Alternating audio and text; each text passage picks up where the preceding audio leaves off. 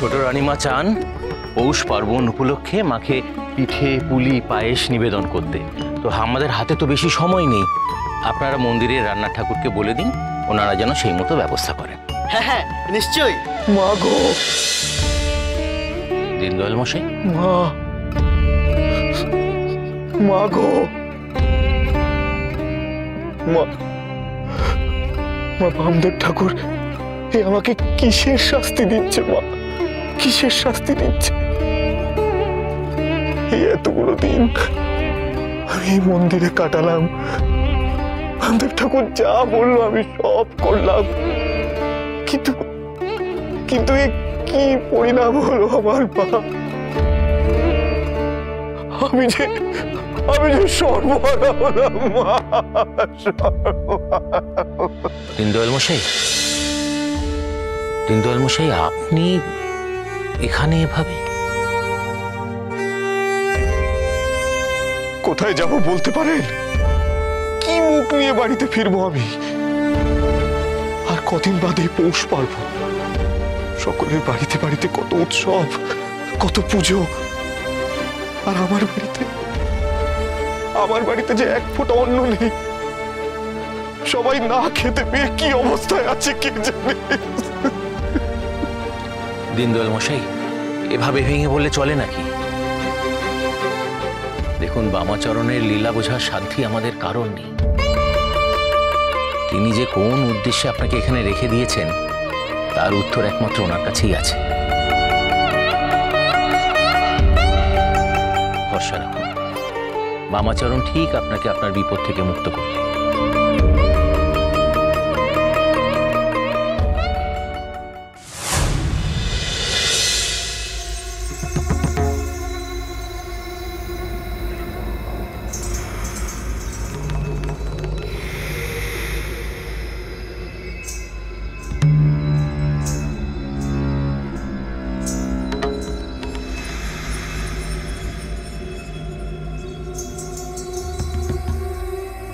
তখন বামদেবকে স্পর্শ করতে পারিনি, পিচ্চু ছেলে বল্লভ এসে পড়েছিল। এখন চারপাশে কেউ নেই, এই সুযোগে বামদেবকে স্পর্শ করে আমাকে জানতেই হবে উনি কোন উদ্দেশ্যে ধ্যান করছেন।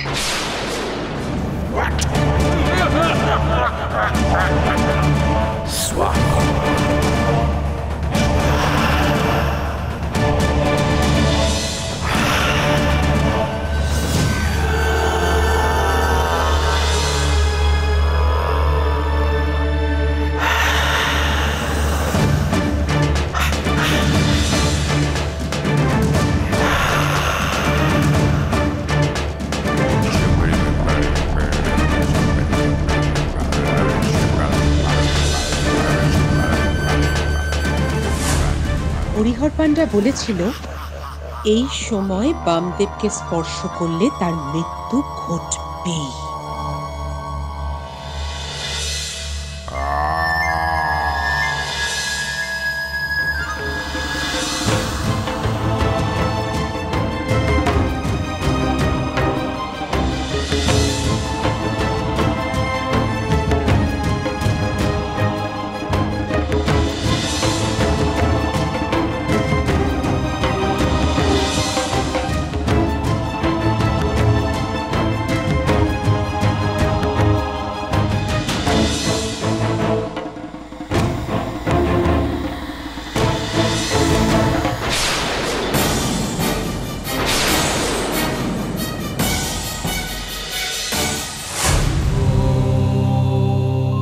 আবার কি করছে এখানে? বামদেবের দেখছি অনেক ছোট ছোট বন্ধু। হ্যাঁ গো, বামা ঠাকুরের অনেক ছোট ছোট বন্ধু। খবরদার বলে দিচ্ছি, বামাকে একদম ছোবে না, ছুলে আমি তোমাকে এই কঞ্চির বাড়ি মারবো।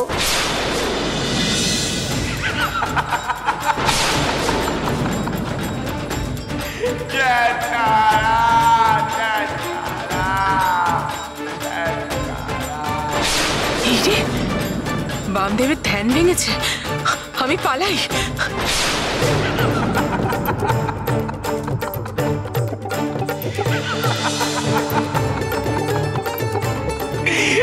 পালিয়ে গেল রে মেয়ে,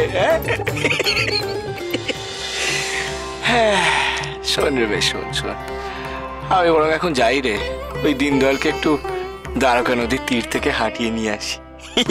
যাই। যাও বামা যাও, গিয়ে দীনদয়ালের ভুল ভাঙাও।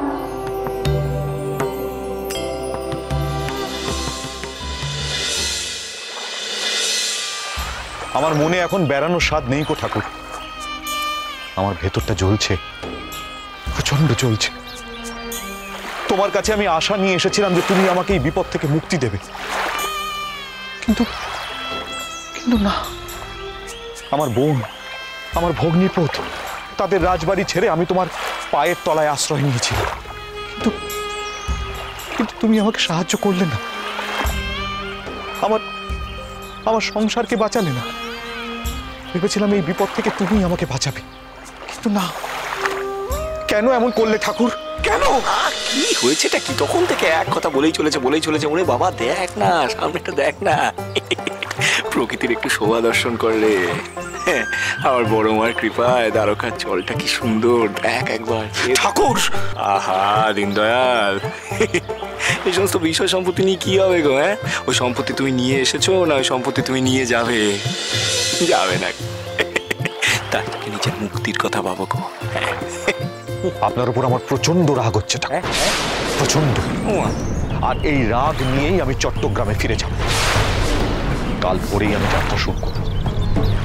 এবার আমাকে আদেশ দিন, আমাকে গিয়ে বিশ্রাম নিতে হবে। কেন নিয়ে এলেন আপনি আমাকে এই নদীর ধারে? কি জানি, কি দেখবো আমি বাড়ি ফিরে? বাড়ি? তোর বাড়ি ফেরার তো তাড়া কেন রে দীনদয়াল? কি হবে বাড়ি ফিরে? কি হবে মানে? এই আপনার কি ছলনা? আপনি তো সবই জানেন।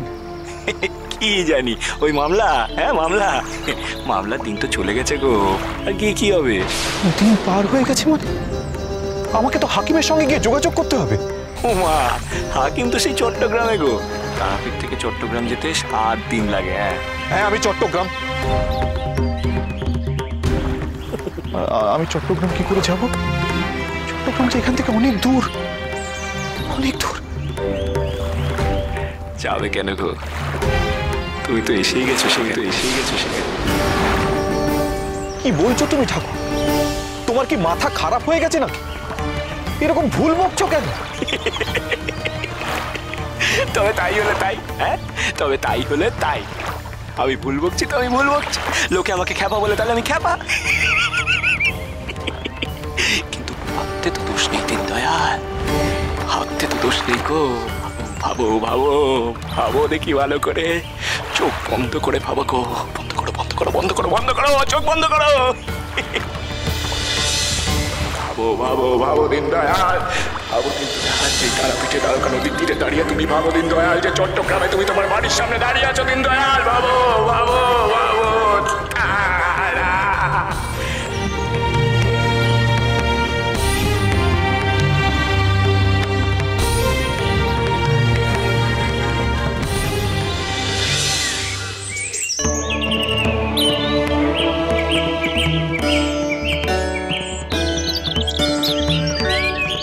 কি বামদেব ঠাকুর কোথায়?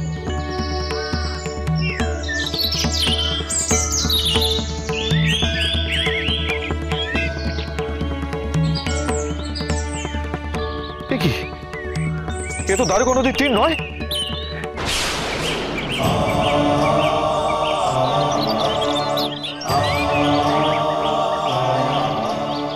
কি এ তো আমার বাড়ি, আমার চট্টগ্রামের বাড়ি।